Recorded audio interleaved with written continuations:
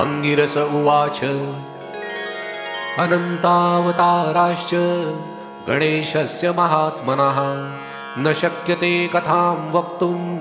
मया वर्षशतैरपि संक्षेपेण प्रवक्ष्यामि मुख्यानां मुख्यतां गतान्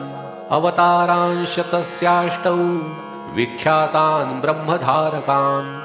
वक्रतुण्डावतारश्च देहिनां ब्रह्मधारकः मत्सरासुरहन्तास सिंहवाहनगः स्मृतः एकदन्तावतारो वै देहिनां ब्रह्मधारकः मदासुरस्य हन्तास अकुवाहनगः स्मृतः महोदर इति ख्यातो ज्ञानब्रह्मप्रकाशकः मोहासुरस्य शत्रुर्वै अकुवाहनगः स्मृतः गजाननः सविज्ञेयः सांख्येभ्यः सिद्धिदायकः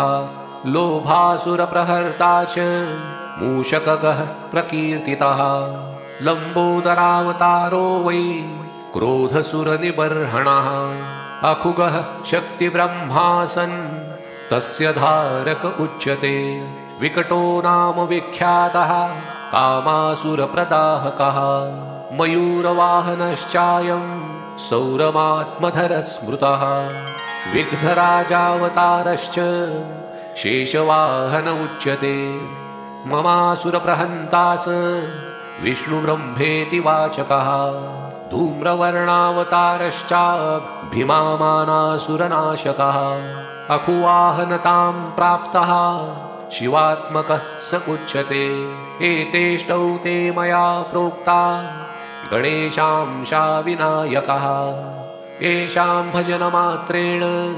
स्वस्वब्रह्मप्रधारकः स्वानन्दवासकारी स गणेशानः प्रकथ्यते स्वानन्दे योगभिर्द्रष्टो ब्रह्मणि नात्र संशयः तस्यावताररूपाश्चाष्टौ विघ्नहरणाः स्मृताः स्वानन्दभजनेनैव लीलास्तत्र भवन्ति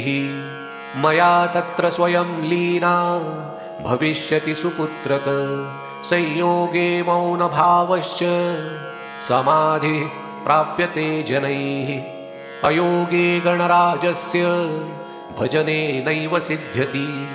मया भेदमयं ब्रह्म निवृत्तिः प्राप्यते परा योगात्मकगणेशानो ब्रह्मणस्पतिवाचकः तत्र शान्तिः समाख्याता योगरूपा जनैः कृता नानाशान्तिप्रभेदश्च स्थाने स्थाने प्रकथ्यते शान्तीनां शान्तिरूपा सा योगशान्तिः प्रकीर्तिता योगस्य योगता द्रष्टा सर्वब्रह्मसुपुत्रक न योगात् परमं ब्रह्म ब्रह्मभूतेन लभ्यते एतदेव परं गुह्यं कथितं वत्सते लिखं भजत्वं सर्वभावेन गणेशं ब्रह्मनायकं पुत्रपौत्रादिप्रदं स्तोत्रमिदं शोकविनाशनं धनधान्यसमृद्ध्यादिप्रदं भावि न संशयः धर्मार्थकाममोक्षाणां साधनं ब्रह्मदायकं भक्तिरूढकरं चैव भविष्यति न संशयः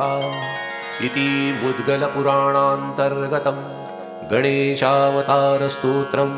सम्पूर्णम्।